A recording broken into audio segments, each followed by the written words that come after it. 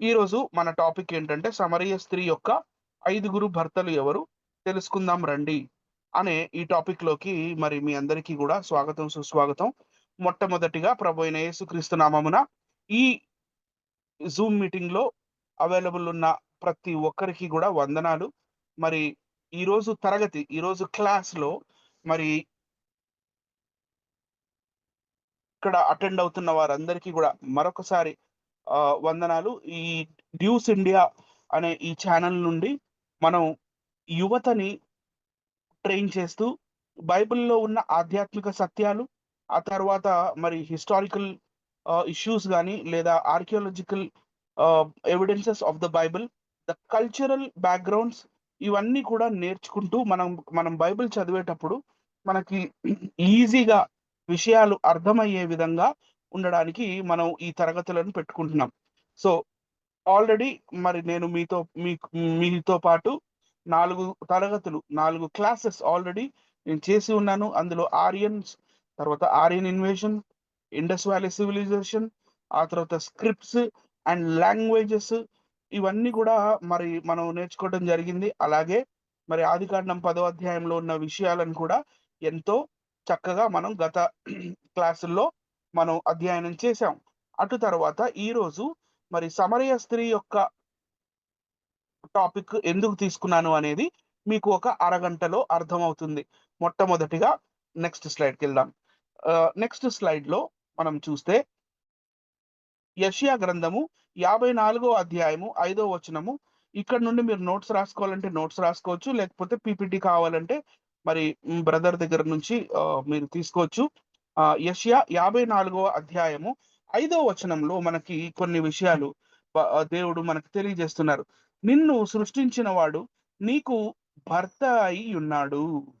అంటే సృష్టికర్త అయిన మన దేవుడు మనకి ఒక పెనిమిటిలా ఉన్నాడు. ఒక responsible husband. Husband is a responsible person. He is supposed to look after his family. He is supposed to look after the well being of his wife and children. And వాళ్ళ ఇంట్లో ఏది అవసరతలొచ్చినా, ఏది జరిగినా కనిపెట్టుకొని ఉంటూ అవసరతలు తీర్చువాడిగా భర్త ఉన్నాడు కాబట్టి, సో, ఇలా మనకి ఉపమాన రీతిగా దేవుడిని మరి భర్తగా పోలుస్తూ మనకి యెషయా గ్రంథంలో చెప్పబడింది. 54వ అధ్యాయం 5వ వచనం. నిన్ను సృష్టించిన వాడు నీకు భర్తయై ఉన్నాడు. సైన్యములకు అధిపతియగు యెహోవా అని ఆయనకు పేరు. ఇశ్రాయేలు యొక్క పరిశుద్ధ దేవుడు నీకు విమోచకుడు. పరలోకమునకు దేవుడని ఆయనకు పేరు. రైట్ అండి. అలాగే మనం ఎజెకియేలు గ్రంథం 23వ అధ్యాయానికి నెక్స్ట్ స్లైడ్‌లో వెళ్లి చూస్తే యెషయా గ్రంథము, ఎజెకియేలు గ్రంథము నెక్స్ట్ అండి. ఎజెకియేలు గ్రంథము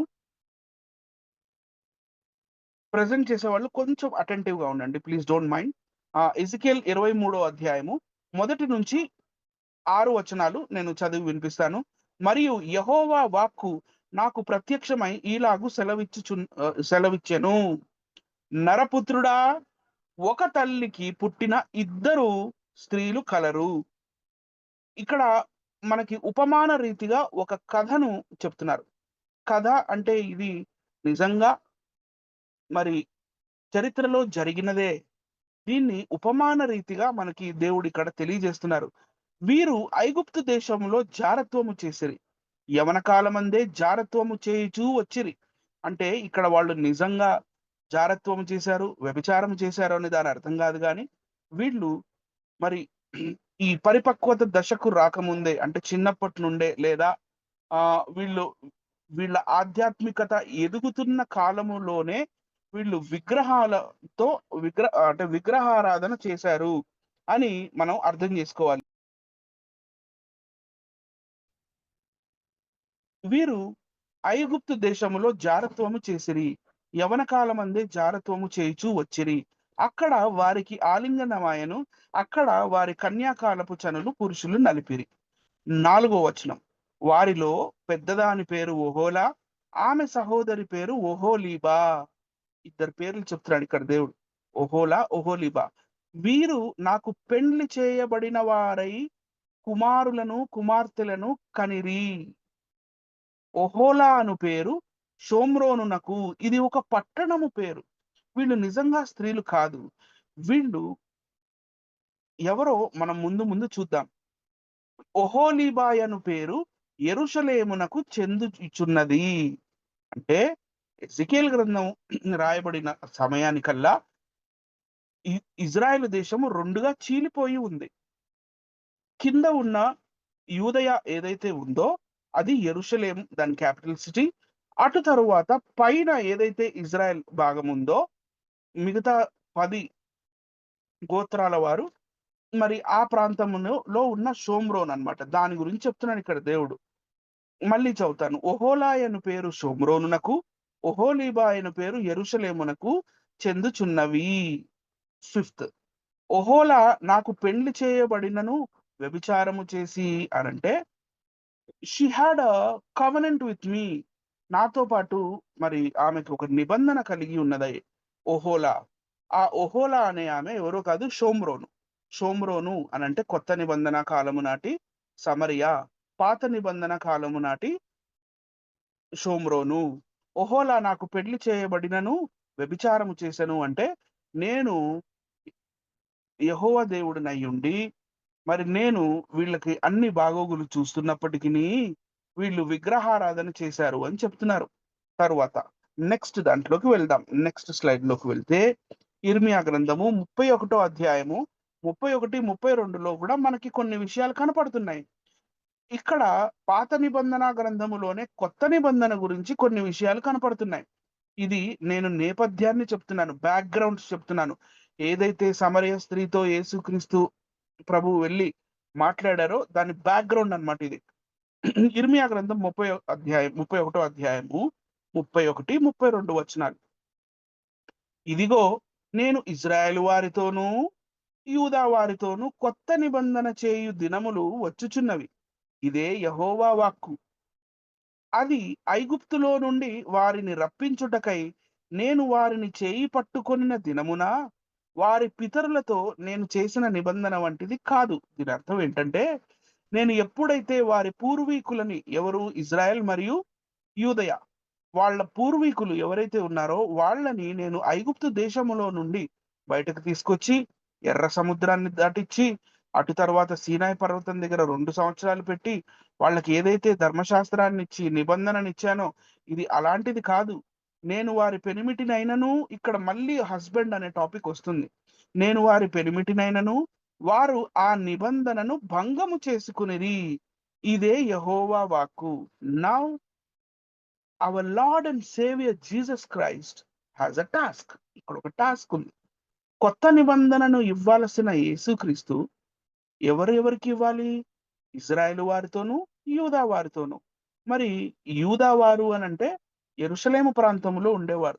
మరి ఇజ్రాయేలు వారికి కూడా యేసుక్రీస్తు కొత్త నిబంధనను ఇవ్వాలి కాబట్టి మరి పని కట్టుకొని మరి యేసుక్రీస్తు తన 3.5 సంవత్సరాల పరిచర్య కాలములో ఏం చేశారో నెక్స్ట్‌లో చూద్దాం.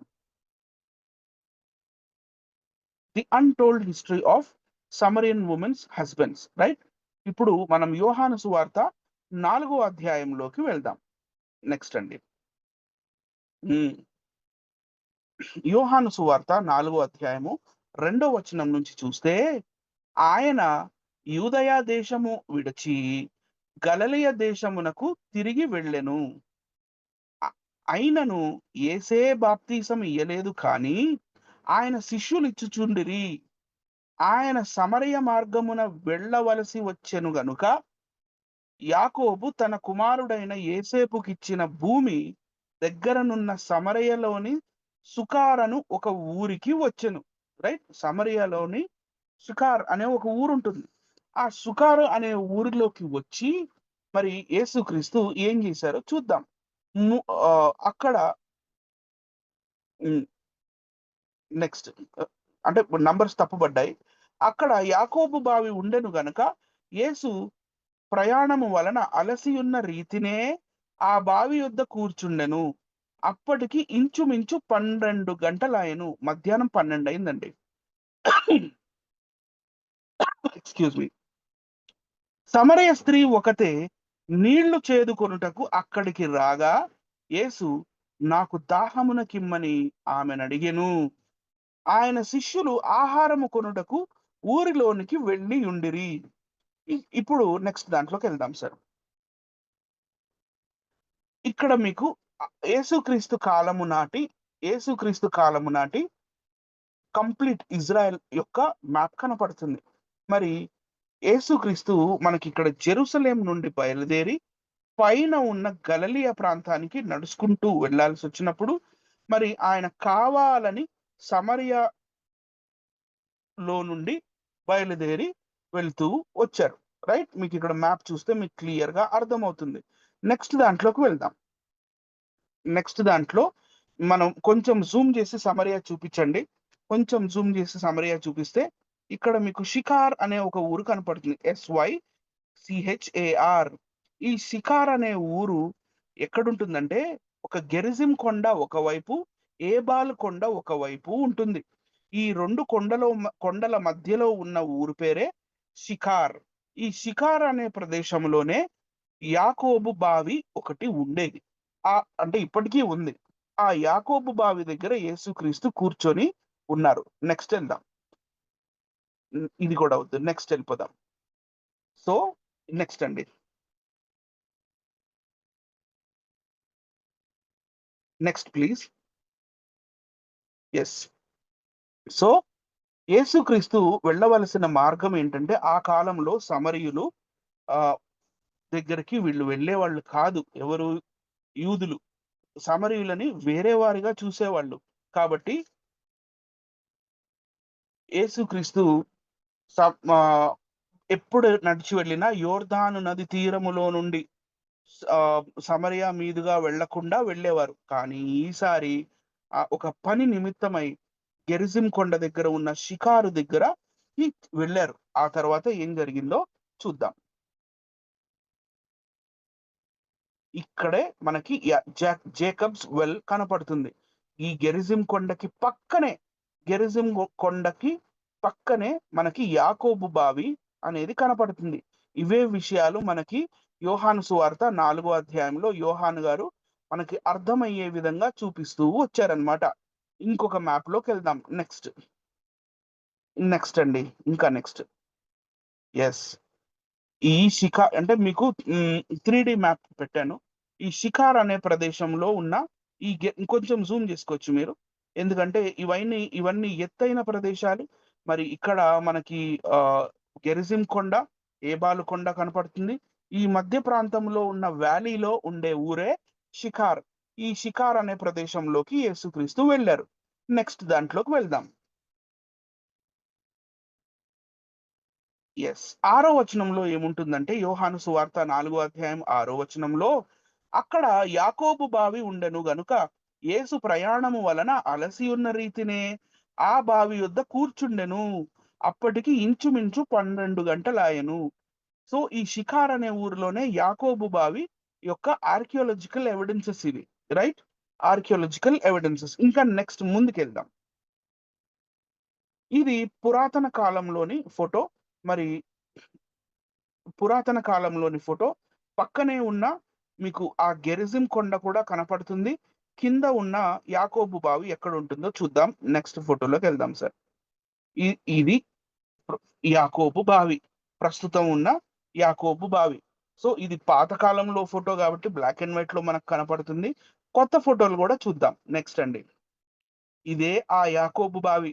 ఈ బావి దగ్గర యేసుక్రీస్తు కూర్చొని ఉన్నారు. సమరయ స్త్రీ వచ్చిందట. అటు తర్వాత ఏం జరిగిందో చూద్దాం.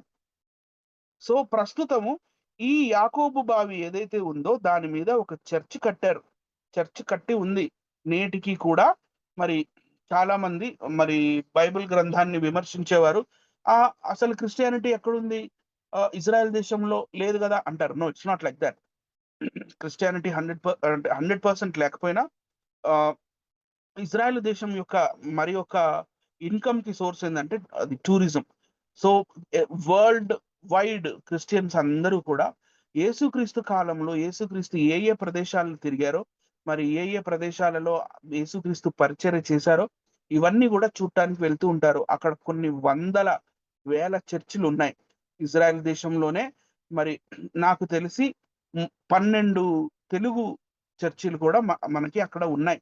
ఎంతో మంది మరి మన తెలుగు పాస్టర్స్ ఇక్కడ నుంచి వెళ్ళి అక్కడ పాస్టర్స్ గా పనిచేస్తున్న దాఖలాలు కూడా ఉన్నాయి. నెక్స్ట్ అండి. ఇలా ఉంటుంది ప్రస్తుతం ఈ యాకోబు బావి. ఓకేనండి. నెక్స్ట్ ఫోటోకి వెళ్ళిపోదాం. నెక్స్ట్ స్లైడ్‌కి వెళ్ళిపోదాం. తర్వాత వీళ్ళిద్దరి మధ్యలో ఏం మాటలు జరిగాయో చూద్దాం. సమరయ స్త్రీ ఒకతే నీళ్లు చేదుకొనుటకు అక్కడికి రాగా, యేసు నాకు దాహమునకిమ్మని ఆమెనడిగెను. ఇక్కడి నుంచి కన్వర్జేషన్ స్టార్ట్ అవుతుంది. ఆయన శిష్యులు ఆహారం కొనుటకు ఊరిలోనికి వెళ్ళియుండిరి. ఆ సమరయ స్త్రీ, అంటే ఇది ఊరు బయట నడుస్తుంది స్టోరీ. ఆ సమరయ స్త్రీ, యూదుడవైన నీవు సమరయ స్త్రీనైన నన్ను దాహమునకిమ్మని ఎలాగు అడుగుచున్నావని ఆయనతో చెప్పెను.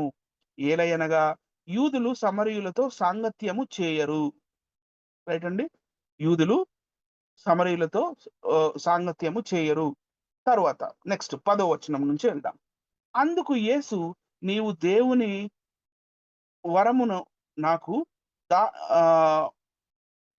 దాహమునకిమ్మని నిన్ను అడుగుచున్న వాడెవడో అదియు ఎరిగి ఉంటే నీవు ఆయనను అడుగుదువు. ఆయన నీకు జీవజలమిచ్చునని ఆమెతో చెప్పెను.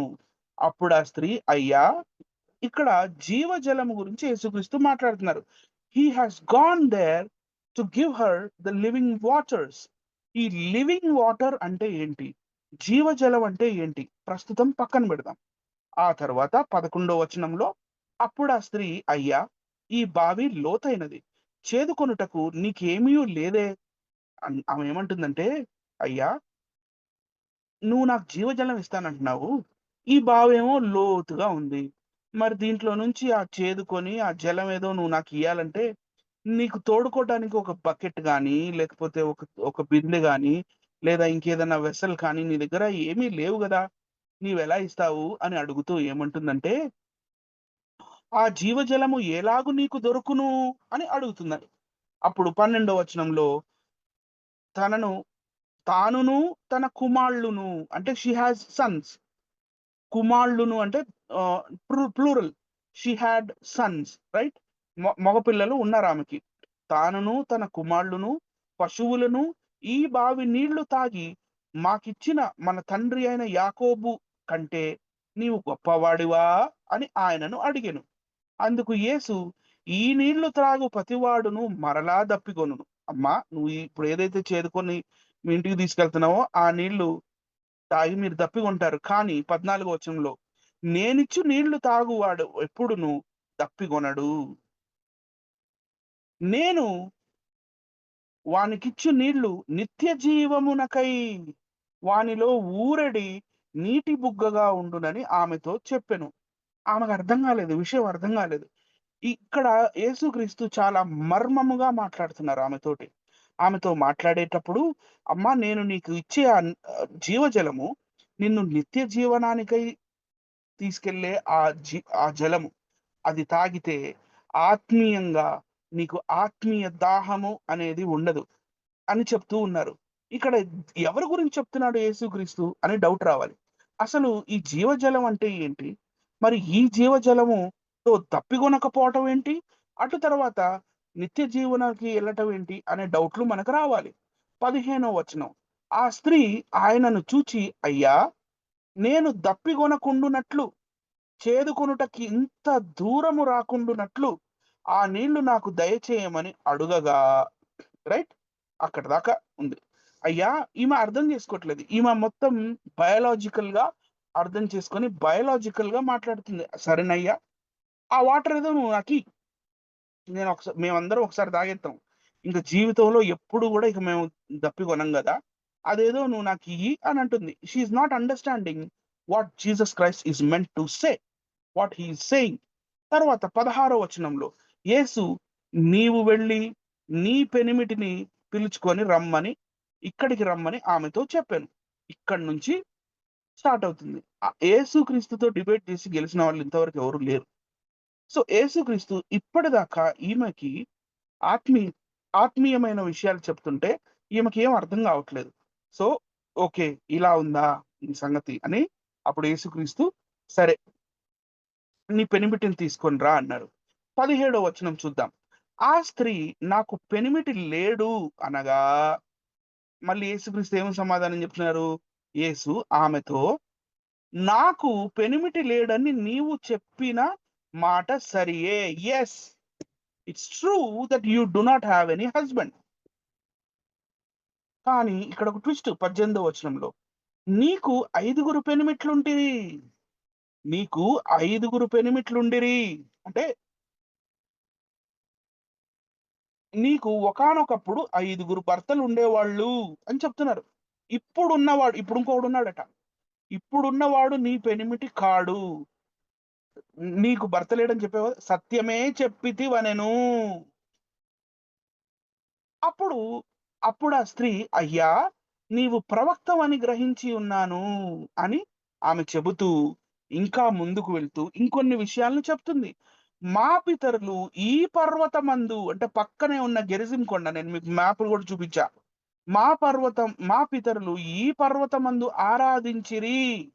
కానీ ఆరాధింపవలసిన స్థలము యెరూషలేములో ఉన్నదని మీరు చెప్పుదురని ఆయనతో అనగా, యేసు ఆమెతో ఇట్లనెను, అమ్మా! ఒక కాలము వచ్చుచున్నది, ఆ కాలమందు ఈ పర్వతము మీదనైనను, అంటే ఈ గెరిజిం కొండ మీదైనా సరే, యెరూషలేములోనైనను మీరు తండ్రిని ఆరాధింపరు. నా మాట నమ్ముము అని యేసుక్రీస్తు ప్రవచనం చెప్పారు. నెక్స్ట్ స్లైడ్‌కెళ్దాం. సో, ఈ మాటలకి అర్థాలు ఏంటి? ఈ మాటలకి అర్థాలు ఏంటి అనంటే, ఇప్పుడు మనం కొన్ని విషయాలు చూడాలి.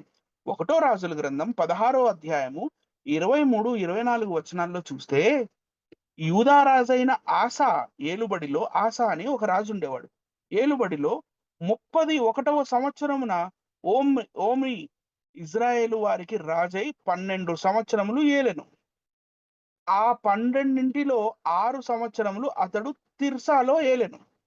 నెక్స్ట్, అతడు షేమేర్ అనే వ్యక్తి దగ్గర, షోమ్రోను కొండను 4 మణుగుల వెండికి కొనుక్కొని, ఆ కొండ మీద పట్టణం ఒకటి కట్టించి, ఆ కొండ యజమానుడైన షేమేరు అనునతని పేరును బట్టి తాను కట్టించిన పట్టణంకు షోమ్రోను అని పేరు పెట్టెను. రైట్? షోమ్రోను పాత నిబంధన కాలములోని షోమ్రోను కొత్త నిబంధన కాలములో సమరయ అయింది. రైట్? ఈ షోమ్రోనీయులు పాత నిబంధన కాలములో ఏం చేశారు? ఏం జరిగింది? అనేది మనం చూడాలి. నెక్స్ట్, ఈ విషయాలు మనకి 2వ రాజుల గ్రంథం 17వ అధ్యాయము 28 నుండి 31 వచనాల్లో ఉంటుంది. ఈ షోమ్రోనీయులు ఏం చేశారు అంటే, ప్రస్తుతం ఉండే సమరయులు, యేసుక్రీస్తు కాలము నాటి సమరయులు కాగా, షోమ్రోనులో నుండి వారు పట్టుకొని వచ్చిన యాజకులలో ఒకడు వచ్చి బేతేలు ఊరిలో కాపురముండి, యెహోవా యందు భయభక్తులుగా ఉండదగిన మర్యాదను వారికి బోధించెను. రైట్? సమరయులకి. అటు తర్వాత ఏం చేశాడు చూద్దాం. కొందరు జనులు తమ సొంత దేవతలను పెట్టుకొని షోమ్రోనీయులు కట్టుకొనిన ఉన్నత స్థలముల మందిరములలో వాటిని ఉంచుచుండిరి. ఏవైతే తండ్రి యొక్క దేవాలయాలున్నాయో, ఆ కాలంలో మందిరాలున్నాయో, ఆ దేవాలయాల్లో, ఆ మందిరాలలో వీళ్ళ సొంత దేవతల్ని పెట్టుకొని ఆరాధించారట. మరియు వారు తమ తమ పురములలో తమకు దేవతలను కలుగజేసుకొనిరి. కొత్త దేవతలను పుట్టించుకున్నారట. వాళ్ళెవరో చూద్దాం. ఇప్పుడు 28, 29 వచనాలు. నంబర్ 1, బబులోను వారు సుక్కోత్బెనోత్ దేవతను. నంబర్ 2, కూతావారు నెర్గలు దేవతను. నంబర్ 3, హమాతు వారు అషీమా దేవతను. నంబర్ 4, అవీయులు నిబ్హాజు దేవతను, తార్తాకు దేవతను. ఎవరు వారి దేవతలను పెట్టుకొనుచుండిరి. నంబర్ 5, సెపర్వీయులు తమ పిల్లలను అద్రమొలెకు, అనెమొలెకు అనే సెపర్వీము యొక్క దేవతలకు అగ్నిగుండమందు దహించుచుండిరి. రైట్ అండి? ఇప్పుడు మనం చూడాలి. నెర్గలు దేవత, కూతావారి నెర్గలు దేవత ఈయనే. కూతావారి నెర్గలు దేవత ఈయనే. ఈ దేవతని కలుగు చేసుకున్నారట వాళ్ళు. అటు తర్వాత హమాతు వారి అషీమా దేవత ఇలా ఉంటుంది. హమాతు వారి అషీమా దేవత. అటు తర్వాత హవీయుల నిభాజు మరియు తార్తాకు దేవతలు ఇలా ఉండేవాళ్ళు. వాళ్ళ విగ్రహ దేవతలు వాళ్ళు ఇలా ఉండేవాళ్ళు. అటు తర్వాత ఇది ఇంకొక పిక్చర్ తార్తాకు మరియు నిభాజ్కి. అటు తర్వాత ఈ దేవత పేరు కింద ఇతని పేరు మొలెక్. ఈ మొలెక్ అనే దేవతకి ఒక వారం రోజుల కన్నా తక్కువ వయస్సు కలిగిన చిన్న పిల్లలని బలులిచ్చి అగ్నిలో పడవేసేవాళ్ళు.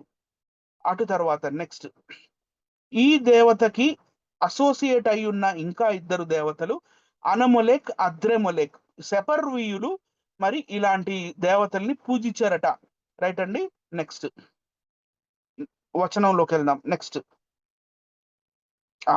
ఇప్పుడు మనం చూద్దాం 2 రాజుల గ్రంథం 17వ అధ్యాయంలో 29 నుంచి 32 వచనాల దాకా మనం చూస్తే బబులోను వారు సుక్కోత్బెనోత్ దేవతను నంబర్ 1, నంబర్ 2 కూతావారు నెర్గలు దేవతను, నంబర్ 3 హమాతు వారు అషీమా దేవతను, నంబర్ 4 అవీయులు నిభాజు దేవతను, తార్తాకు దేవతను ఎవరి వారి దేవతలను కొనుచుండిరి. 5 సెపర్వీయులు తమ పిల్లలను అద్రెమొలెకు, అనమొలెక్ అని సెపర్వీయము యొక్క దేవతలకు అగ్నిగుండమందు పిల్లలను దహించుచుండిరి. వద్దొద్దు, అక్కడే ఉంచండి. ఇక్కడ మనం ఏం చూస్తున్నామంటే యేసుక్రీస్తు చెప్పిన ఆ 5 భర్తలు వీళ్ళే.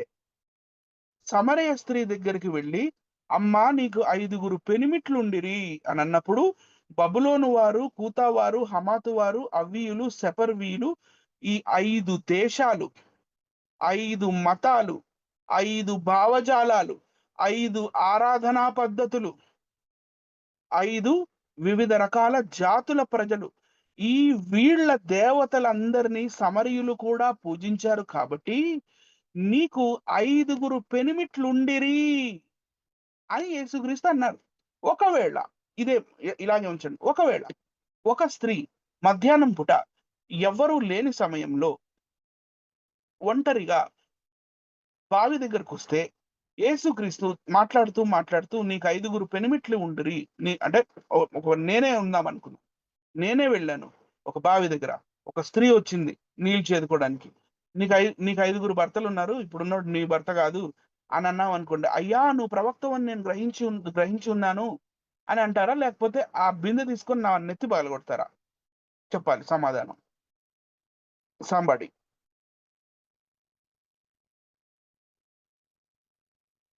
రైట్. సో ఈ 5 భర్తలు ఎవరైతే ఉన్నారో హిస్టారికల్లీ అండ్ ఆర్కియాలజికల్లీ ఈ 5 భర్తలు అనేవాళ్ళు బబులోను వారు, కూతావారు, హమాతు వారు, అవీయులు, సెపర్వీయుల 5 మతాలు, 5 ఆరాధనా పద్ధతులు, 5 భావజాలాలు, ఇలా వీరు 5 భర్తలుగా ఉండేవారు. ఇప్పుడు ఉన్నవాడు నీ పెనిమిటి కాడు అని యేసుక్రీస్తు చెప్పిన మాటలకి అర్థం ఏంటి అనంటే నెక్స్ట్ అండి. క్రీస్తు పూర్వం యేసుక్రీస్తు కన్నా జస్ట్ ఒక 168 సంవత్సరాల ముందు యాంటియోకస్ 4 ఎపిఫేనీస్ అనే ఒక రాజు, గ్రీకు రాజు యుద్ధానికి వస్తాడు జెరూసలేం మీద. జెరూసలేం మీద యుద్ధానికి వచ్చిన తర్వాత మరి జెరూసలేం ఓడిపోయిన తర్వాత జెరూసలేంలో ఉన్న యెహోవా దేవుని మందిరంలో ఈ వీళ్ళు పూజించే ఈ యాంటియోకస్ 4 ఎపిఫేనీస్ అనే ఈ గ్రీకు రాజులు పూజించే జ్యూస్ దేవత విగ్రహాన్ని యెహోవా దేవుని మందిరంలో పెట్టి మరి అక్కడ వాళ్ళకి పందుల్ని బలులిచ్చి మందిరాన్ని అపవిత్రం చేశారు. అది జరిగింది. తర్వాత యేసుక్రీస్తు నెక్స్ట్ అండి. యేసుక్రీస్తు కాలంలో కల్లా ఈ సమరయ ఏదైతే ఉందో ఈ సమరయ ప్రజలు జ్యూస్ అనే దేవతని పూజించేవాళ్ళు. ఈ జ్యూస్ అనే దేవత యొక్క విగ్రహం మనకి కింద కనపడుతుంది. కింద కాయిన్ మీద కనపడుతుంది. కింద నెక్స్ట్ అండి. ఇందులో కూడా మనకు కనపడుతుంది. అయితే మక్కాబీయులు అనే ఒక గ్రంథం ఉంటుంది. మనం బైబిల్లో 66 గ్రంథాలు మాత్రమే మనకున్నాయి. కానీ క్యాథలిక్ బైబిల్లో మక్కాబీస్ అని ఒక అపోక్రిఫా పుస్తకం ఉంటుంది. అపోక్రిఫా అనే పుస్తకం మరి అది పరిశుద్ధాత్మ దేవుని ద్వారా ప్రేరేపించి రాయబడినవి కాదు, కానీ హిస్టారికల్లీ మనం వాటిని రిఫర్ చేసుకోవచ్చు. హిస్టారికల్లీ ఏం జరిగింది అనే విషయాల్ని. సో, మనం గాని ఒకవేళ ఆహ్, రెండవ మక్కాబీలు 6వ అధ్యాయము నుంచి మనం చదువుకుంటే ఒక్కసారి చూపించండి బ్రదర్ కిందున్నది. రెండవ మక్కాబీలు కిందది అన్యజాతి వారి ఆచారములు దగ్గర జూమ్ చేయండి. 6వ అధ్యాయం. ఆ! ఓకే. Thank you. అన్యజాతి వారి ఆచారములు. ఇక్కడ నేను చదివి వినిపిస్తాను. తరువాత రాజు ఎవరు? Antiochus IV Epiphanes right? తరువాత రాజు అతని అతనేయను స అతనేయను శాసనసభ పౌరుడు ఒకనిని యూదయకు అధికారిగా పంపెను. యూదులు తమ ఆచారములను, మతమును విడనాడునట్లు అతని ద్వారా నిర్బంధము చేయించెను. ఆ అధికారి యెరూషలేము దేవళము అంటే దేవాలయంలో ఒలింపియా పర్వతాధిపతి అయిన సేయసు అంటే జ్యూస్ దేవత జ్యూస్ దేవతకు అంకితము చేసి దానిని అపవిత్రము చేయవలెనని ఆజ్ఞాపించెను. ఆ రీతినే, ఆ రీతినే ఇక్కడి నుంచి చదవండి. ఆ రీతినే గెరిజిము కొండ మీదనున్న దేవళమును, ఆతిథ్యమును మనకు అధిపతి అయిన సేయసు రైట్? జ్యూస్ దేవతకు అంకితము చేయవలసి వలయునని కట్టడి చేసెను. ఆ కొండ చెంత వసించు ప్రజలే నెక్స్ట్ పైన చూపించండి. ఆ! ప్రజలే రాజునట్లు చేయింపుమని కోరిరి. ఎందుకంటే ఈ యాంటియోకస్ IV ఎపిఫెనీస్ ఎప్పుడైతే జెరూసలేం మందిరం మీద పడి వాళ్ళని యూదుల్ని హ్మ్, నానా తిప్పలు పెడుతున్నాడో, ఆ సమయం అప్పుడు ఈ సమరయులు వారి పెద్దలు అందరూ కలిసి ఈ యాంటియోకస్ IV ఎపిఫెనీస్‌కి ఒక లెటర్ రాస్తారు. ఇది హిస్టారికల్లీ ప్రూవెన్ రైట్? మనం ఫ్లావియస్ జోసెఫస్ అనే వ్యక్తి 2000 సంవత్సరాల క్రితం ఆయన రాసిన యాంటిక్విటీస్ ఆఫ్ ఆహ్, జ్యూస్ జ్యూస్ అనే పుస్తకం చూస్తే అందులో కూడా మనకి ఈ విషయాలు కనపడతాయి. రాజునట్లు చేయించమని కోరిరి రైట్? సో, వాళ్ళే లెటర్ రాసి, "అయ్యా! నువ్వు ఎలాగైతే జెరూసలేంని ఆహ్, హింసిస్తున్నావో, ఆ విధంగా మమ్మల్ని మాత్రం హింసించబాక, మా గెరిజిం కొండ మీద ఉన్న యెహోవా దేవుని మందిరం ఏదైతే ఉందో, అక్కడ మీ జ్యూస్ దేవత విగ్రహం పెట్టుకొని నువ్వేమన్నా చేసుకో. మమ్మల్ని మాత్రం విసిగిచ్చబాకు" అని వీళ్ళు లెటర్ రాస్తే ఏం జరిగిందో చూద్దాం. రాజును రాజునట్ల చేయింపమని కోరిరి. ఈ చర్యని యూదులు భరింపజాలరైరి. అన్యజాతి వారు దేవాలమును మద్యపానముతోనూ, వ్యభిచారముతోనూ నింపిరి. వారు దేవాలయ పరిసరములలోనే వేశ్యలను కూడిరి. నిషిద్ధములైన వస్తువులను మందిరములోనికి కొని వచ్చిరి. ధర్మశాస్త్రము నిషేధించిన బలి పశువులను బలిపీఠంపై సమర్పించిరి. 6వ వచనం. యూదుడు ఎవడును విశ్రాంతి దినమును గాని స ఆహ్, సాంప్రదాయికమైన ఉత్సవములను గాని పాటింపకూడదు. కడకు తాను యూదుడనని చెప్పుకొనుట గూడా నేరమయ్యెను. ప్రతి నెల రాజు పుట్టినరోజు పండుగ నప్పుడు యూదులను బలి పశువుల ప్రేవులను తినమని ఒత్తిడి చేసిరి. సో, ఇలా ఇన్ని కష్టాలు, బాధలు ఆ కాలంలో జరిగాయి. And Jesus is all knowing. He knows all these kind of things. That is why that is why యేసుక్రీస్తు సమరయ స్త్రీతో మాట్లాడేటప్పుడు ఒక స్త్రీమూర్తితో మాట్లాడినట్లుగా మాట్లాడలేదు కానీ, నాకు ఒహోలా, ఒహోలీబా అని ఇద్దరు భార్యలుండిరి అని యెహోవా దేవుడు ఎలాగైతే మరి ఉపమాన రీతిగా చెప్పారో, ఇదే ఉపమాన రీతిగా ఆ స్త్రీతో ఒక దేశముని ఎలాగైతే ఆహ్, సూచిస్తూ మాట్లాడాలో అలా మాట్లాడారు. So, she understood that. Next అండి. దీన్ని నార్మల్ చేసి నెక్స్ట్‌కెళ్దాం.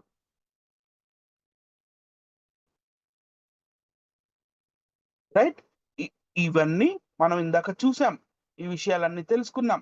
సో, ఈ గెరిజిం కొండ మీద నెక్స్ట్ అండి. ఈ గెరిజిం కొండ మీద యేసుక్రీస్తు కాలములో నెక్స్ట్ అండి.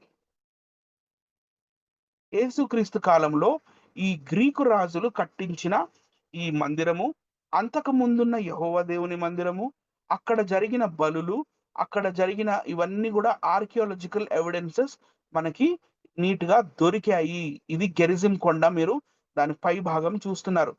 నెక్స్ట్ అండి. ఒకానొకప్పుడు ఈ విధంగా అక్కడ మందిరం గెరిజిం కొండ మీద ఉండేది. రైట్. ఇవన్నీ కూడా మీకు ఎలాగో పీడిఎఫ్ ఇస్తాను కాబట్టి క్లియర్ గా చదువుకోండి. నెక్స్ట్ అండి. Next next so waiting room లో చాలా మంది ఉన్నట్టున్నారు, ఒకసారి చూసుకోండి. Mount Gerizim on Roman coins. ఈ ఈ రోమన్ సామ్రాజ్యపు రాజులు వాళ్ళు జారీ చేసిన కాయిన్స్ మీద కూడా ఆ కాలంలో మరి ఈ గెరిజిం కొండ యొక్క దాఖలాలు మనకి కనపడుతున్నాయి. ఎందుకంటే ఆ కాలంలో ఈ గెరిజిం కొండ మీద జ్యూస్ దేవతని పూజించారు. రైట్. వీళ్ళు రోమా సామ్రాజ్యానికి చెందినవారు. నెక్స్ట్ అండి. ఇలా ఇలా గెరిజిం కొండ మీద హెలెనిస్టిక్ మ్యాన్షన్ అంటే హెలెనిస్టిక్ అంటే గ్రీకు మతాన్ని హెలెనిస్టిక్ రిలీజియన్ అంటారు. సో హెలెనిస్టిక్ మ్యాన్షన్స్ ఇలా మనకి గెరిజిం కొండ మీద ఉన్నట్లుగా మనకి ఆర్కియోలాజికల్ ఎవిడెన్సెస్ కూడా ఉన్నాయి. సో ఇక్కడ నుండి మళ్ళీ మనం చదువుకుందాం. వాక్యంలోకి వెళ్ళిపోదాం.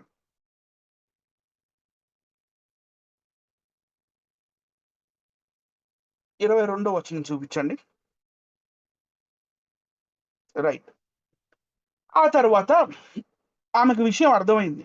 5గురు పెనిమిట్లు ఉండిరి అని అన్నప్పుడు ఆ 5గురు పెనిమిట్లు ఎవరు అంటే బబులోను వారి సుక్కోద్బెనోత్ దేవతను, కూతా వారి నెర్గలు దేవత, హమాతు వారి అషీమ దేవత, అవీయులకు చెందిన తార్తాకు మరియు నిభాజు దేవత, సెపర్వీలకు చెందిన అద్రమొలెక్ మరియు అనెమొలెక్ అను దేవతలు అయ్యున్నారు. ఇప్పుడున్నవాడు నీ పెనిమిటి కాడు అని అంటే ఇప్పుడున్నవాడు నీ పూర్వీకులైన వాళ్ళు పూజించిన వాళ్ళు కాదు, వీడు కొత్తోడు అని అంటే అది ఎవరో కాదు, జ్యూస్ దేవత. అందుకని అయ్యా నువ్వు ప్రవక్తవని నేను గ్రహించి ఉన్నాను, మా పూర్వీకులు ఈ కొండపై ఆరాధించితిరి అని గెరిజిం కొండపై ఎత్తి ఆమె చూపించింది. సో ఇలా 22వ వచనానికి వెళ్తే మీకు తెలియని దానిని ఆరాధించువారు, అందులో అసలు ఏమి లేవు ఆ విగ్రహాల్లో అని చెప్తూ మాకు తెలిసిన దానిని ఆరాధించువారము. We know who is God, we know the love of God, we know the power of God, we know what kind of entity our God is అని చెప్తూ రక్షణ యూదులలో నుండియే కలుగుచున్నది అనే మాట చెప్తూ 23వ వచనంలోకి వెళ్తూ అయితే యథార్థముగా ఆరాధించువారు ఆత్మతోనూ సత్యముతోనూ తండ్రిని ఆరాధించు కాలము వచ్చుచున్నది, ఇది ఇప్పుడును వచ్చి ఉన్నది, తన్ను ఆరాధించువారు అట్టివారే కావాలనని తండ్రి కోరుచున్నారు అని చెప్తూ 24వ వచనంలో చాలా అద్భుతమైన మాట యేసుక్రీస్తు ప్రభువారు మరి సమరయ స్త్రీతో అంటున్నారు. 24వ వచనం, దేవుడు ఆత్మ గనుక ఆయనను ఆరాధించువారు ఆత్మతోనూ సత్యముతోనూ ఆరాధింపవలెను. What does it mean? దేవుడు ఆత్మ గనక వారు ఆత్మతోనూ సత్యముతోనూ ఆరాధింపవలెను. What does it mean? ఈ క్వశ్చన్ కి ఆన్సర్ మనం ముందు నేర్చుకుందాం. 25వ వచనం, ఆ స్త్రీ ఆయనతో క్రీస్తు అనబడిన మెస్సియా వచ్చునని నేను ఎరుగుదును. షీ నోస్ క్రీస్తు అనబడిన మెస్సియా వచ్చునని నేను ఎరుగుదును, ఆయన వచ్చినప్పుడు మాకు సమస్తమును తెలియజేయనని చెప్పగా యేసు నీతో మాట్లాడుచున్న నేనే, ఎస్ ఐ యామ్ హిమ్, నేనే ఆయనని ఆమెతో చెప్పాను. సో అటు తర్వాత మరి యేసుక్రీస్తు వెళ్ళి 2 రోజులు ఆ సమరయలో ఉండి ఆ సమరయ ప్రజల మధ్యలో ఉండి వారితో ఉండి ఎన్నో నిగూఢమైన విషయాలు వారికి చెప్పి వారిని ప్రభు మార్గంలోకి తీసుకొని వచ్చారు. ఇక్కడ క్వశ్చన్ ఏంటంటే దేవుడు ఆత్మ గనుక ఆయనని ఆరాధించువారు ఆత్మతోనూ సత్యముతోనూ ఆరాధించవలెను అని యేసుక్రీస్తు సమరయ స్త్రీతో చెప్పినప్పుడు దాని అర్థం ఏంటి? ఆత్మ అయి ఉన్న ఆ దేవుడు ఎవరు? ఆయన గుణగణాలు ఏంటి? What are his characteristics? Is he among us? Is he working among us? Is he inside us? Is he our guide? ఆయన మనల్ని గైడ్ చేస్తున్నారా? ఆయన మనల్ని ముందుకు తీసుకెళ్తున్నారా? ఆయన మన చుట్టూ ఉన్నారా? ఆయన మనలో ఉన్నారా? ఎందుకంటే ఆత్మ అయి ఉండాలి కాబట్టి. మరి ఆయన గుణగణాలు ఏంటి అనేవి కూడా నేర్చుకోవాల్సిన అవసరత మనకు ఎంతగానో ఉంది. ఇప్పుడు మనం యెషయా గ్రంథం 11వ అధ్యాయం 2వ వచనంలోకి వెళ్తే మనకి దేవుని ఆత్మ లేదా పరిశుద్ధాత్మ, అక్కడ జీవజలము నేను నీకు జీవజలం ఇచ్చువాడను. నీకు ఒకవేళ జీవజలం నేను నీకు ఇస్తే, అమ్మా మీరు నిత్య జీవనానికి వెళ్తారు అని యేసుక్రీస్తు ఆమెకి సువార్త చెప్పారు. మరి ఆ జీవజలము అని అంటే ఏంటంటే, మనకి బైబిల్ గ్రంథంలో పరిశుద్ధాత్మ దేవుడు ఎన్నో విధాలుగా మనకి ఉపమాన రీతిగా చెప్పబడ్డారు. పరిశుద్ధాత్మ దేవుడు మనకి జీవజలముగా సాదృశ్యముగా కనపడుతున్నారు. అగ్ని అయి కనపడుతున్నారు. జీవ జీవజలపు ఊటలుగా కనపడుతున్నారు. మరి అగ్ని జ్వాలలుగా కనపడుతున్నారు. అలాగే పావురం రూపంలో కనపడుతున్నారు. ఇలా ఎన్నో రూపముల్లో మనకి పరిశుద్ధాత్మ దేవుడు కనపడుతున్నారు కాబట్టి, మరి అక్కడ యేసుక్రీస్తు దేవుడు ఆత్మ కనుక ఆయనను ఆత్మతోనూ, సత్యముతోనూ ఆయనని ఆరాధించువారు ఆత్మతోనూ, సత్యముతోనూ ఆరాధించవలెను అని చెప్తున్నారు. ఆ ఆత్మ అయిన దేవుడు ఎవరై ఉన్నారు? ఆయన యొక్క క్యారెక్టరిస్టిక్స్ ఏంటి? ఆయనను గురించి మనం ఈరోజు తెలుసుకోవడం చాలా అవసరం. ఎందుకంటే అప్ప లేదు లేదు వెనక్కే వెళ్ళండి. ఎందుకంటే మరి ఈరోజు ఉన్న యువత కేవలం అంటే కేవలం తండ్రి గురించి తెలుసు. మరి ఎంతో కొంత యేసుక్రీస్తు గురించి తెలుసు గానీ, పరిశుద్ధాత్మ దేవుడి గురించి తెలియదు గాబట్టి, నేటి యువత మరి ఇంట్లో నుంచి బయటికెళ్ళినప్పటి నుంచి మళ్ళీ తిరిగి ఇంటికొచ్చే వరకు మనం లోకానుసారమైన మరి విధి ఆహ్, విధుల్లో మనం ఉంటాం గాబట్టి ఆ పనుల్లో ఉంటాం గాబట్టి, లోకానుసారమైన పనులలో పడిపోయి, మనం ఆత్మ సంబంధికులుగా ఉండట్లేదు. అన్న చిన్న చిన్న పిల్లలు, చిన్న పిల్లలు 10థ్ క్లాస్, ఇంటర్ క్లాస్, ఇంటర్ వాళ్ళ పేరెంట్స్ ఫోను జేస్తారు. "అన్నా, మా వోడన్నా ఇంటర్ సెకండ్ ఇయర్ అన్నా, లవ్ అంట అన్నా, ఇంట్లోంచి ఎళ్ళిపోతా అంటున్నాడన్నా. అన్నా నా కూతురన్నా ఇంటర్ ఫస్ట్ ఇయర్ అన్నా, లవ్ అంట. అన్నా మా కొడుకుని ఎంతో కష్టపడి నేను లక్షల రూపాయలు ఫీజులు కట్టి ఇంజినీరింగ్ చేర్పించానన్న. థర్డ్ ఇయర్‌కొచ్చాడు ఇంజినీరింగ్‌లో. వాడు గాంజాయికి అలవాటు పడ్డాడన్న. వాళ్ళ కాలేజ్‌లో మరి మాదక ద్రవ్యాలకి అలవాటు పడిపోయాడు. అన్న మరి ఎట్లా? అని అన్నప్పుడు మనకి బలమిచ్చు దేవుడు, శక్తినిచ్చు దేవుడు, నిలకడగా ఉంచు దేవుడు. ఆయన ఎవరో కాదు మన పరిశుద్ధాత్మ దేవుడై ఉన్నాడు. ఈరోజు ఆ పరిశుద్ధాత్మ దేవుని యొక్క గుణములు ఏంటి? ఆ 7 గుణములు మనం ఈ వచనంలో చదువుకుందాం. నంబర్ 1 యెహోవా ఆత్మ. రైట్? తరువాత జ్ఞాన వివేకములకు ఆధారం. అంటే జ్ఞాన వివేకములు ఇస్తాడు. తరువాత ఆత్మ. ఆలోచన బలములకు ఆధారమగు ఆత్మ. ఆలోచన అండ్ పవర్. రైట్? తరువాత తెలివి ఆత్మ తెలివిని యెహోవా ఎడల భయభక్తులను పుట్టించు ఆత్మ. ఈ వాక్యము మనం జనరల్‌గా బైబిల్ చదివేటప్పుడు యెహోవా ఆత్మ జ్ఞాన వివేకములను ఆధారమగు ఆత్మ ఆలోచన బలములకు ఆరాధమగు ఆధారమగు ఆత్మ తెలివిని యెహోవా ఎడల భయభక్తులను పుట్టించు ఆత్మ అతని మీద నిలుచును. అంటే యేసుక్రీస్తు మీద నిలుచును అని ఏదైతే ప్రవచనం ఉందో ఇది అలా చదువుకుంటూ వెళ్ళిపోతాం. బట్ మనం దీన్ని చాలా డీప్‌గా అర్థం చేసుకోవాల్సిన అవసరత మనకు ఎంతగానో ఉంది. మొట్టమొదటిగా ఇక్కడ మనం చూస్తున్నాం. యెహోవా ఆత్మ అంటే ఇది ప్రభువు యొక్క ఆత్మ. నంబర్ 1. నెక్స్ట్ అండి. యెహోవా ఆత్మ. రైట్? ప్రభువు ఆత్మ. యెహోవా ఆత్మ అంటే అది ఎవరిదో కాదు. నంబర్ 1 ప్రభువు ఆత్మ. దేవుని ఆత్మ యొక్క ఉనికి మరియు శక్తిని సూచించే పునాది అంశమయ్యుందిది. ఎందుకంటే దేవుని ఆత్మ మరి ఆదికాండం 1 అధ్యాయంలోనే మనకు కనపడుతుంది. మరి దేవుని ఆత్మ అగాధ జలముల యందు అల్లాడుచుండెను. రైట్? సో, ఈ ఆత్మ అటు తరువాత మరి ఎంతోమంది ప్రాఫిట్స్‌ని ముందుకు నడిపిస్తున్నట్లుగా కనపడుతుంది. ఈ దేవుని ఆత్మ భాషలను తారుమారు చేసినట్టుగా కనపడుతుంది. దేవుని ఆత్మ మరి ఈ 12 మంది శిష్యులు మీదకి వచ్చి ఏవేవైతే భాషలు ఆదికాండం 10 అధ్యాయంలో విభజించబడ్డాయి. 11 అధ్యాయంలో బాబెలు గోపురం దగ్గర తారుమారు చేయబడ్డాయో, అటు తరువాత వెలువడిన భాషలన్నీ గూడా 12 మంది శిష్యుల మీద వారి నాలుక మీద తెచ్చిన ఒక గొప్ప శక్తి అయిన ఆత్మగా ఉంది.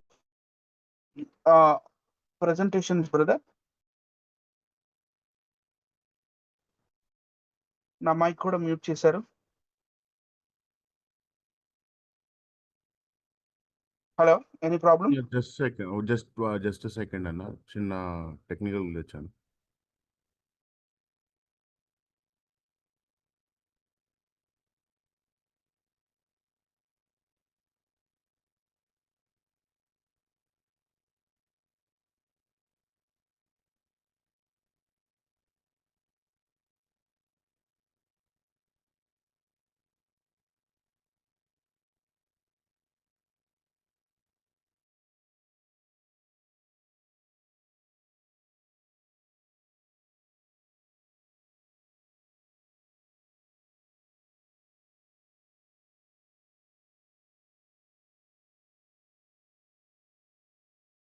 అన్న వచ్చేసిందన్న, నేను పెడుతున్నానన్న, 1 సెకండ్.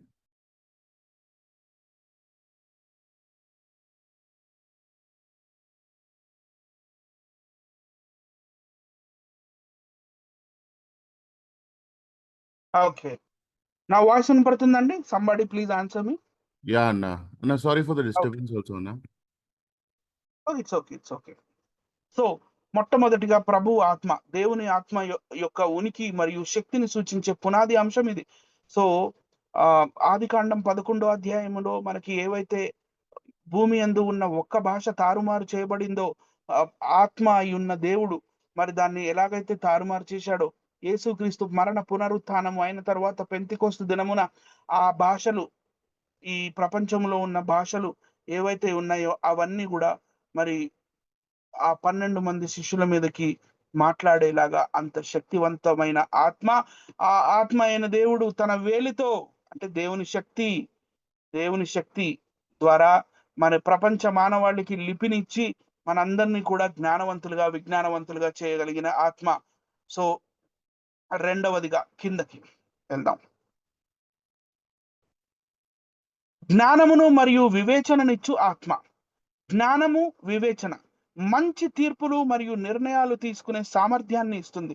మనము గాని ఒకవేళ పరిశుద్ధాత్మ దేవుని ప్రేరేపణతో మనము జీవిస్తున్న వారమైతే, పరిశుద్ధాత్మ దేవుని మరి అభిషేకం కలిగిన వారమైతే, పరిశుద్ధాత్మ సహవాసము కలిగిన వారమైతే, మనము మన జీవితంలో వచ్చే కష్టాలు, బాధలు ఏవైతే ఉన్నాయో వాటిని జ్ఞానముతోనూ, మంచి వివేచనతోనూ, మరి వాటిని right decision at right time ఇవన్నీ తీసుకోవడానికి మనలో మంచి ప్రేరేపణనిచ్చు శక్తివంతమైన ఆత్మగా మరి పరిశుద్ధాత్మ దేవుడు అయి ఉన్నాడు. అటు తర్వాత మూడవదిగా అవగాహన. అవగాహన మరియు ఆలోచననిచ్చు ఆత్మ. ఆధ్యాత్మిక సత్యాలను, అంటే బైబిల్ చదువుతున్నామన్నా మాకు అర్థం అవ్వట్లేదన్నా, ఏంటన్నా విషయాలు అర్థం కావట్లేదు, మేము ముందెళ్ళలేకపోతున్నాం, ఈ చాప్టర్ దగ్గర ఆగిపోయాం. యు ఆస్క్ హిమ్, అడుగుడి ఇవ్వబడును. సో ఏమి ఇవ్వబడును? జ్ఞానం ఇవ్వబడును. ఆ జ్ఞానము ఇచ్చేది మన పరిశుద్ధాత్మ దేవుడు. ఆ పరిశుద్ధాత్మ దేవుడు మనకి ఒక మంచి కౌన్సిలర్ గా ఉన్నాడు. సో ఆ కౌన్సిలర్ అయిన ఆ పరిశుద్ధాత్ముడైన దేవుడు మరి మనకి బైబిల్ గ్రంథంలో ఉన్న ఆధ్యాత్మిక సత్యాలను గ్రహించి, లేదా ఆ గ్రహించగలిగే సామర్థ్యతను ఇచ్చే ఆత్మగా ఉన్నాడు. తరువాత న్యాయవాదిగా నిలుచు ఆత్మ.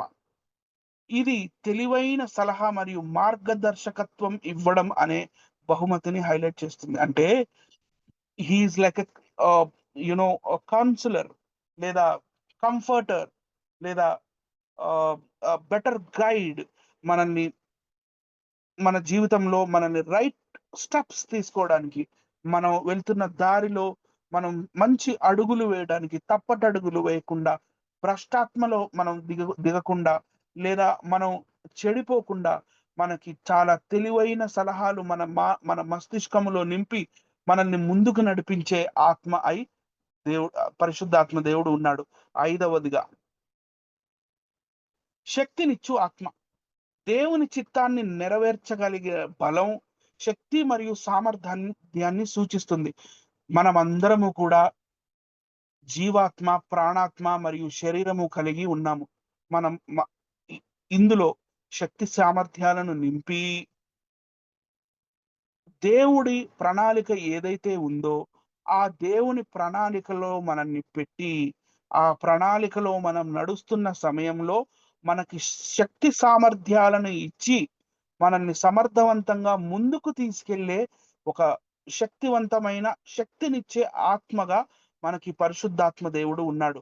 కాబట్టి అందుకనే మనకి మనకి ఆశీర్వాదాలు, బెనడిక్షన్ ఇచ్చేటప్పుడు పరిశుద్ధాత్మ దేవుని అన్యోన్య సహవాసము సదాకాలము మనకు తోడయ్యుండును గాక అని అంటారు. కాబట్టి మనకి దేవుడు మనపై ఏమైతే ప్రణాళిక కలిగి ఉన్నాడో ఆ ప్రణాళికలో మనం సమర్థవంతంగా ముందుకు వెళ్ళడానికి దోహదపడే ఆత్మగా మనకి పరిశుద్ధాత్ముడు ఉన్నాడు. అటు తరువాత జ్ఞానమునిచ్చు ఆత్మ. దేవుని మార్గములు మరియు ఉద్దేశాలను అర్థం చేసుకోవడం. దేవుని మార్గాలు, what God wants from you, నీ నుంచి ఏం కోరుకుంటున్నాడు? ఆ తర్వాత నువ్వు ఏ దారిలో వెళ్ళాలి? ఏ దారిలో వెళ్తే దేవుని ఉద్దేశాలు పూర్తి అవుతాయి. ఇవన్నీ కూడా అర్థం చేసుకునే జ్ఞానాన్ని ఇచ్చే ఆత్మగా ఈ పరిశుద్ధాత్మ దేవుడు ఉన్నాడు. ఇవన్నీ నేను ఇస్తాను అని సమరయ స్త్రీతో మరి నేను నీకు జీవజలం ఇచ్చేవాడను. ఇవి తాగిన వారు ఎన్నడును దప్పిగొనరు. ఇది మిమ్మల్ని నిత్య జీవనానికి తీసుకెళ్ళే జలముగా ఉన్నది అని చెప్పినప్పుడు ఆమెకు అర్థం కాలేదు గానీ, ప్రస్తుతం ఇప్పుడు మనం ఇవన్నీ విషయాలు నివృత్తి చేసుకోగలుగుతున్నాం. తరువాత ఆఖరిగా ప్రభువునందు భయభక్తులు కలిగించు ఆత్మ. భయాన్ని సూచించదు. ఇది భయం గురించి చెప్పట్లేదు. అమ్మో! భయం పుడుతుంది. హారర్ సినిమాలు అవి ఇవి నాట్ లైక్ థట్. కానీ దేవుని అధికారము మరియు పవిత్రత పట్ల భక్తి, ఒక రెస్పెక్ట్, ఒక ఖచ్చితమైన, ఒక నిర్దిష్టమైన ఆహ్, అవగాహనను ఇచ్చి, దేవుని శక్తి సామర్థ్యాలను మనం తెలుసుకున్న తర్వాత, దేవుని పట్ల మనకు భయమును, భక్తిని నేర్పించు ఆత్మగా ఉంది. ఆహ్, ఆహ్, ఈ ఆత్మ ఒకవేళ మనలో ఉండి మనల్ని నడిపించేవారైతే అనవసరమైన విషయాలలోకి మనం వెళ్ళడము, లేకపోతే హ్మ్, వ్యసనాలకి బానిస అయిపోవడము, లేకపోతే ఆహ్, మన జీవితంలో మనం అనుకున్న రీతి ఏదైతే ఉందో, అది కాకుండా మరి తప్పు మార్గాలు పట్టి దుష్టాత్మ లేదా భ్రష్టాత్మల జోలికి వెళ్ళకుండా ప్రభువు యందు భయభక్తులు కలిగి మరి మంచి జీవనాన్ని మనం జీవించే ఒక ఫ్రెండ్‌గా ఉన్న ఒక ఆత్మగా మనకి ఈ మన పరిశుద్ధాత్ముడు ఉన్నాడు. నెక్స్ట్ అండి. సో, ఇవే the 7 spirits of the Holi spirit. అంటే ఒకటే హోలీ స్పిరిట్. ఒక్కడే ఆత్మ అయిన దేవుడు. ఆయనకు ఉన్న 7 గుణగణాలు. The spirit of lord, the spirit of wisdom, the spirit of understanding, the spirit of counsel, the spirit of power, the spirit of knowledge and the spirit of the fear of lord. ఎందుకంటే మనకి సామెతల గ్రంథం 9వ అధ్యాయం 10వ వచనం అనుకుంటాను. The fear of Lord is the beginning of wisdom, right? Until and unless you don't have the fear of Lord, దేవుని యందు భయభక్తులు లేకపోతే మనము బుద్ధిమంతులము, జ్ఞానవంతులము, విజ్ఞానవంతులము అవ్వడం అది ఇంపాసిబుల్ అది. నెక్స్ట్ ప్రకటన గ్రంథం 4వ అధ్యాయం 5వ వచనంలో చూస్తే, ఆ సింహాసనములో నుండి మెరుపులును, ధ్వనులును, ఉరుములును బయలుదేరుచున్నవి. మరియు ఆ సింహాసనము ఎదుట 7 దీపములు ప్రజ్వరించుచున్నవి. అవి దేవుని 7 ఆత్మలు.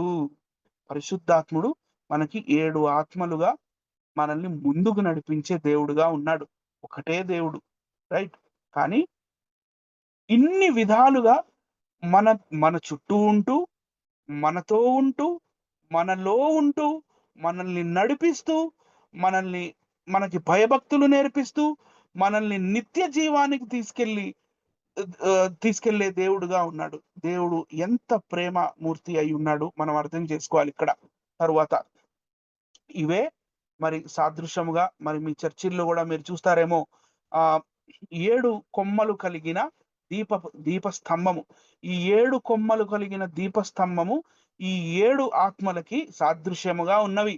ఇందాక నేను చెప్పినవే. The spirit of knowledge, the spirit of counsel, the spirit of wisdom, the spirit of the Lord, the spirit of understanding, the spirit of might అంటే the spirit of power and the spirit of fear of the lord.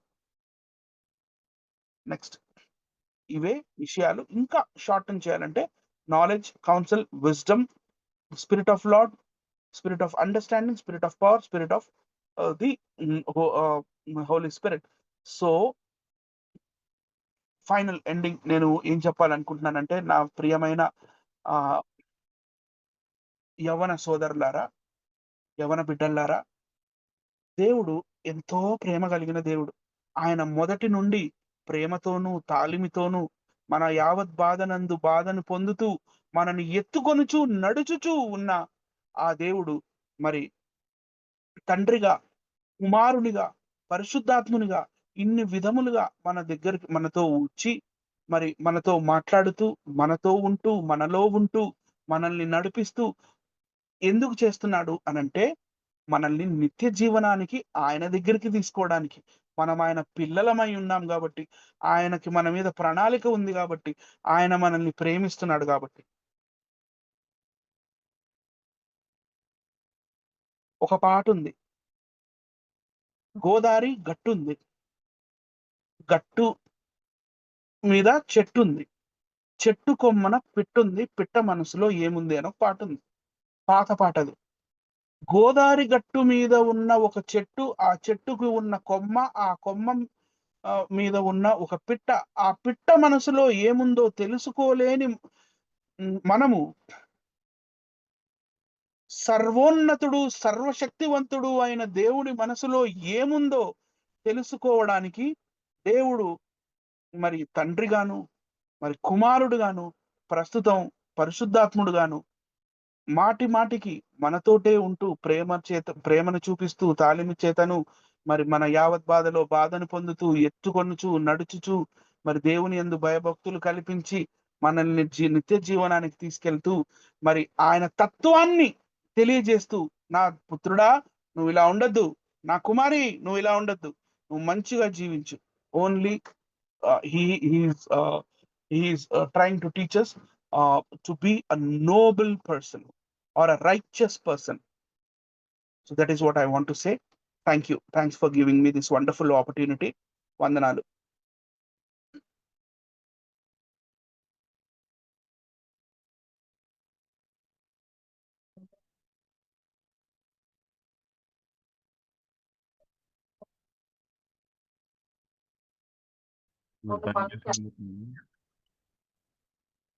Thank you so much for your time and knowledge అన్న.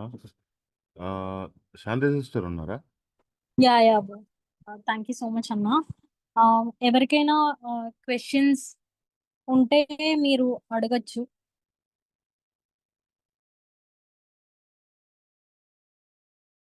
Questions ఉన్న వాళ్ళు ఒకసారి hand raise చేస్తే మేము unmute చేస్తాము. Anyone?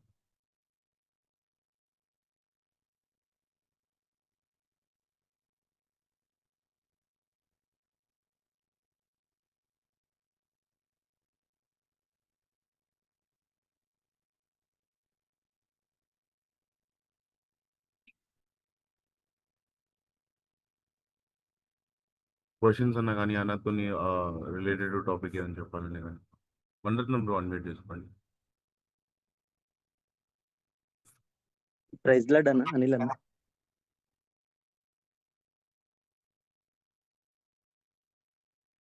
Hello, praise the lord brother. Praise lord అన్న. ఇప్పుడు ఒక్కటే ఉన్న ఆత్మను ఆరాధించే జనులు ఐదుగురు భర్తలు, మీరు ఇందాక ఏ విధంగా అయితే చెప్పారో సుక్కోతు దేవత, ఇలాగా రకరకాల దేవుళ్ళను సృష్టించుకోవాల్సిన పరిస్థితులు ఆనాటి జనులకు ఎందుకు వచ్చిందంటారన్న? ఎందుకు వచ్చిందంటే మనం ఒకవేళ రాజుల గ్రంథం మనం మరియు దినవృత్తాంతములు మనం క్లియర్ గా చదివి చూస్తే, అషూరు రాజులు ఈ 10 గోత్రాలకు చెందిన ఈ యూదులని అంచెలంచెలుగా తీసుకెళ్లిపోయారు బందీలుగా. మొట్టమొదటి టైంలో షల్మెనెసర్ తీసుకెళ్లాడు 724 బీసీలో. అటు తర్వాత 721 బీసీలో సర్గోన్, రెండవ సర్గోన్ రాజు అషూరు రాజ్యానికి రాజైనప్పుడు వాళ్ళు నినవే పట్టణాన్ని పరిపాలిస్తున్న ఆ కాలంలో ఇజ్రాయెల్ మీదకి యుద్ధానికి వచ్చి ఇజ్రాయెల్ని ఒడగొట్టి వాళ్ళని బందీలుగా చేసి తీసుకెళ్లారు. ఇప్పుడు వాళ్ళని బందీలుగా చేసి తీసుకెళ్ళినప్పుడు ఈ గలిలయ మరియు సమరయ ప్రాంతము ఖాళీగా ఉంది. కానీ కొంతమంది ఆ సమరయ ప్రజలు, షోమ్రోన్ ప్రజలు కొండలలో మరియు గుహల్లో, అటు తర్వాత చెట్ల పొదల్లో దాక్కొని ఉండిపోయారు. తర్వాత ఈ బయట వాళ్ళు ఎవరైతే అషూరు రాజ్యములో ఉన్న బబులోను వారు, కూతావారు, అవీయులు, సెపర్వీయులు మరియు హమాతు వారు ఉన్నారో ఈ ఐదుగురు జాతుల 5 దేశాల ప్రజల్ని కూడా తీసుకొని సమరయ ప్రాంతంలో వాళ్ళని బస చేశాడు. బస చేసినప్పుడు గెరిజిం కొండ మీద ఉన్న యెహోవా దేవుని మందిరంలో ఈ దేవతల్ని సృష్టించుకున్నారు. తర్వాత మెల్లిమెల్లిగా అక్కడున్న షోమ్రోనీయులు కూడా వీళ్ళతో వివాహ సంబంధాలు కలిగి వీళ్ళతో మిక్సప్ అయిపోయి మిక్సింగ్ అయిపోయారు. దేవుడిని కూడా మిక్సింగ్ చేసేసారు. అర్థమైందా బ్రదర్? అర్థమైంది బ్రదర్. Thank you brother. అందుకనే అంటే బైబిల్ ఎలాగంటే చాలా నీట్‌గా ఒక్కొక్క పదం, ఒక్కొక్క వచనం మనం చదువుకుంటూ వెళ్తే మనకి విషయాలు అర్థమవుతాయి. ఇవన్నీ గూడా బైబిల్‌లోనే ఉంటాయి. జనరల్‌గా మన భారతదేశంలో మహాభారతం అనే ఒక కథ ఉంది గాబట్టి, మహాభారతంలో పంచపాండవులకి ఒకే భార్య. ఆమె పేరు ద్రౌపది. ద్రౌపది ఉంది గాబట్టి, మన మన పూర్వీకులు అంటే మన పెద్దలు అయిన పాస్టర్స్ ఎవరైతే పాత కాలంలో ఉన్నారో, వాళ్ళకి ఆ టైంలో ఈ ఆర్కియాలజికల్ ఎవిడెన్సెస్ లేదా హిస్టారికల్ ఎవిడెన్సెస్ అవైలబుల్ లేవు కాబట్టి, వాళ్ళేమనుకున్నారంటే, ఓహో! ఈమె గూడా ద్రౌపది లాంటిదేమో అని అనుకున్నారు. కానీ ఇప్పుడు ప్రస్తుతం historical evidences and archaeological evidences అన్నీ గూడా బయటికి వచ్చేసాయి గాబట్టి, ఆహ్, యాక్చువల్‌గా నిజం ఏంటంటే, ఈ 5గురు భర్తలు యొక్క పేర్లు, వాళ్ళ అడ్రెస్‌లు పాత నిబంధన గ్రంథంలోనే ఉన్నాయి.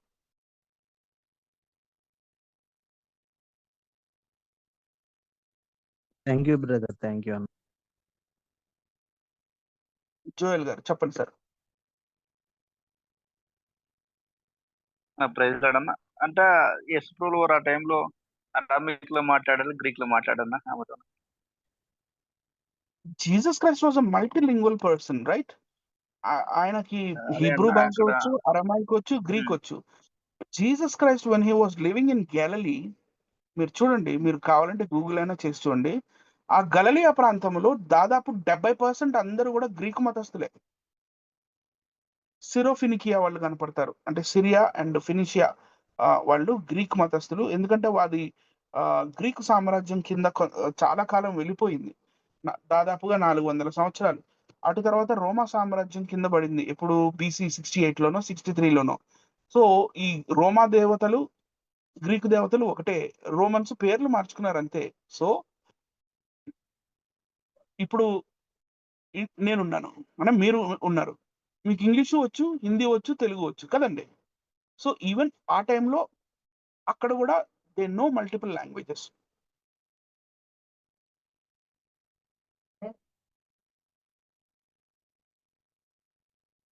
హోప్ మీకు అర్థమైందనుకుంటున్నాను. అదే.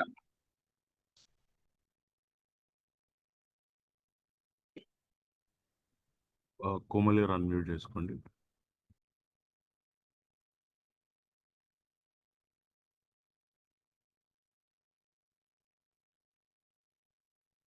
హలో!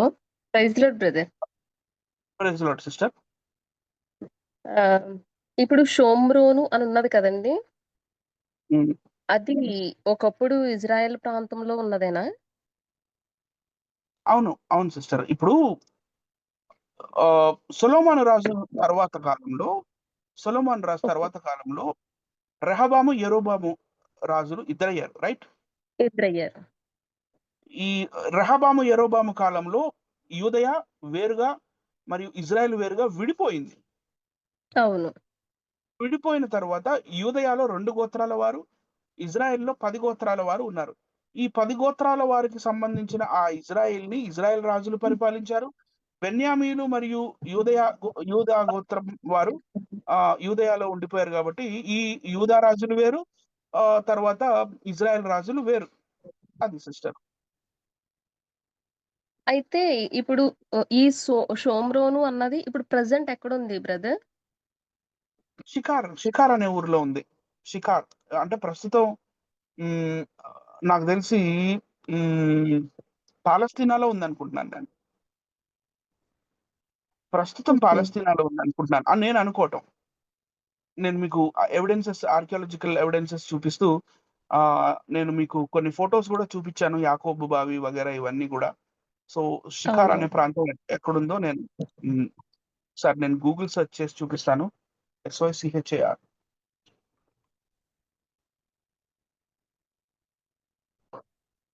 మౌంట్ గెరిజిం అని కొట్టినా వచ్చేస్తుంది. MOU.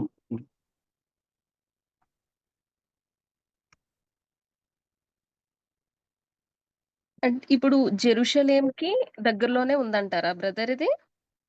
దూరం సిస్టర్ నడుచుకుంటెళ్ళాలి. జెరూసలేం నుంచి కొంచెం డిస్టెన్స్ బ్రదర్. అంటే సిస్టర్ నడుచుకుంటెళ్ళాలంటే యేసుక్రీస్తు కాలంలో నడుచుకుంటెళ్ళాలి. గలిలయ నుండి జెరూసలేం దాకా నడుచుకుంటూ వెళ్ళాలంటే యేసుక్రీస్తు కాలంలో నాకు తెలిసి పక్కనే ఉంటాయి. లేదు లేదు, గలిలయ నుండి యూదయాకి వెళ్ళాలంటే కనీసం 6 days పట్టేవి. ఓకే. మీరు మ్యాప్స్ చూసుకోండి ఒకసారి. ఈ గెరిజిం అనేది జెరూసలేం నుంచి చాలా దూరమే ఉంది సిస్టర్. Okay brother. ఓకే. అయితే సోమ్రోన్ అన్నది ఇజ్రాయెల్ ప్రాంతంలో ఒక ప్రాంతమే. అషూరు ప్రాంతం అంటే అన్నది అపోజిట్ కదా బ్రదర్? అషూరు. అషూరు రాజులు తీసుకెళ్లిపోయారు, రైట్ సిస్టర్. ఓకే. సో ఈ షోమ్రోన్ అనేది ఒక ప్రావిన్స్ అన్నమాట. అందులో ప్రావిన్స్. ఓకే. డిస్టెన్స్ ఫ్రమ్, మీరు ఎందుకు అంటే అడుగుతున్నారు ఈ యాక్చువల్‌గా క్వశ్చన్? ఈ యాక్చువల్‌గా క్వశ్చన్ ఏంటంటే ఇప్పుడు అషూరు రాజులు తీసుకెళ్ళిపోయిన దేశంగా నేను అంటే చదివినప్పుడు షోమ్రోన్‌కు, అషూర్‌కి రెండాట్లకి నాకు డిఫరెన్స్ తెలియలేదు. నెక్స్ట్ వచ్చేసి అషూరు రాజులు ఇశ్రాయేలీల్ని గెలిచి వాళ్ళని అదే ఇజ్రాయెల్‌ని ఓడించి వాళ్ళు గెలుచుకున్నారు గదా! గెలుచుకున్నాక 3 దఫాల్లో తీసుకెళ్లారు సిస్టర్. అవునండి. ఆ టైంలో ఆ అషూరీయులు ఈ ఈ ఏరియాలకు వచ్చినప్పుడు అంటే వాళ్ళు ఏ ఏరియాస్‌లో తీసుకున్నారు? ఎక్కడి వరకు వాళ్ళు పరిపాలించారు? అసలు అషూర్ ఎక్కడున్నదనేది నాకు మొట్టమొదటి క్వెషను. ఇక్కడ సోమ్రోన్ అనొచ్చేసరికి అది కూడా అదేనా అని డౌటొచ్చిందనమాట. నేను నెక్స్ట్ క్లాస్‌లో నేను అషూరు సామ్రాజ్యం గురించే చెప్పాలనుకుంటున్నాను. నెక్స్ట్ క్లాస్ తప్పకుండా ఓకే. అటెండ్ అవ్వండి. తప్పకుండా brother. Thank you so much. Thank you sister.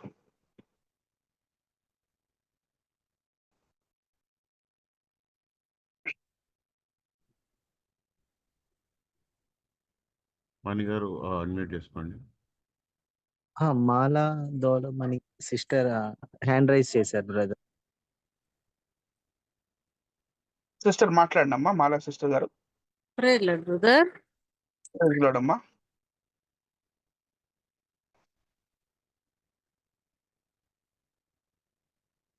Mute చేసుకున్నారు చూడండి ఒకసారి. అన్మ్యూట్ చేసుకోండి sister. Prayer Lord brother. Praise Lord అమ్మా.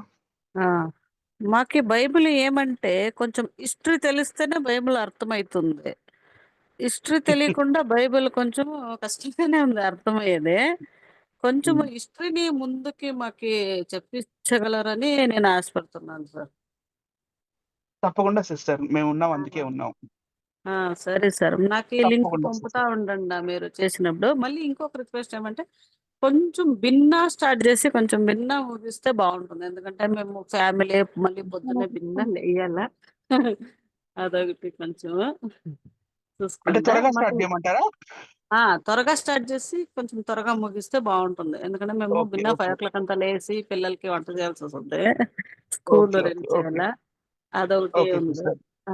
నాకు సరే సరే హిస్టరీ సిస్టర్, కొంచెం ఏంటంటే బాగా ముందుకి తేండి అనిల్ సార్. మేము అదే అడుగుతున్నాం. Okay okay sister. Praise Lord అమ్మా. Thank you. Okay sir. Thank you.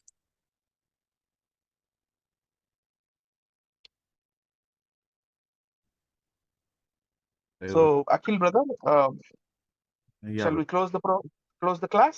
It's already 10. Yes, brother. So Yeah, how Ankit. did you feel how did you feel about today's class? అది మీకు యూస్ఫుల్ గా ఉందా అఖిల్ గారు? Yes, brother. Fantastic. చాలా useful ఉంది. చాలా knowledgeful ఉంది. Thank you so much. Okay, thank you brother.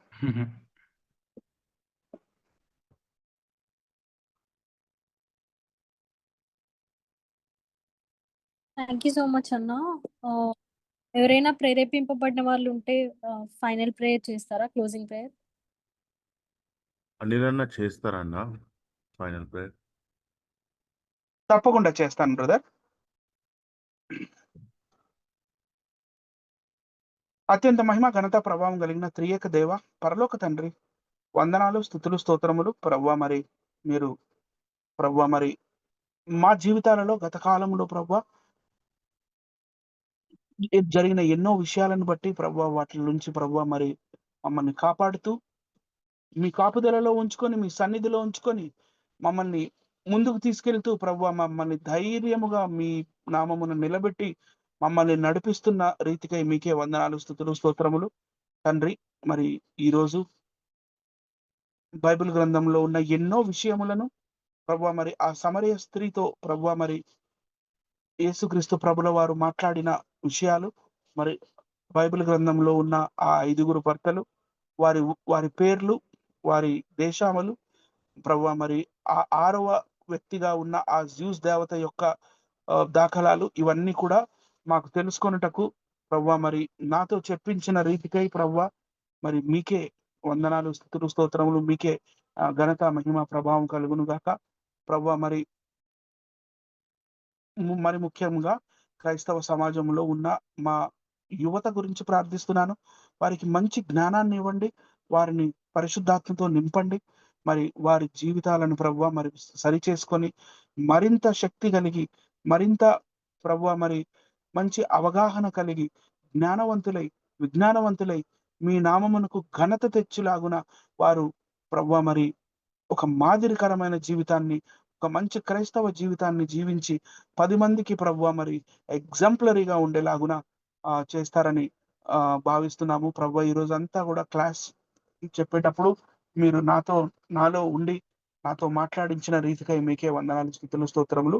మరి ఈ రాత్రికాల సమయమున మీ కాపుదలలో ఉంచి, మీ రక్షణలో మమ్మల్ని ఉంచుకొని ప్రభువా మాకు మంచి నిద్రను ప్రసాదించండి ప్రభువా. మరి రేపటి రోజున మాకు మరో దినాన్ని, కొత్త దినాన్ని ఇచ్చి మమ్మల్ని ఆశీర్వదిస్తారని నమ్ముతూ ప్రభువా యేసుక్రీస్తు నామమున వేడుకొని ప్రార్థించున్నాం తండ్రి.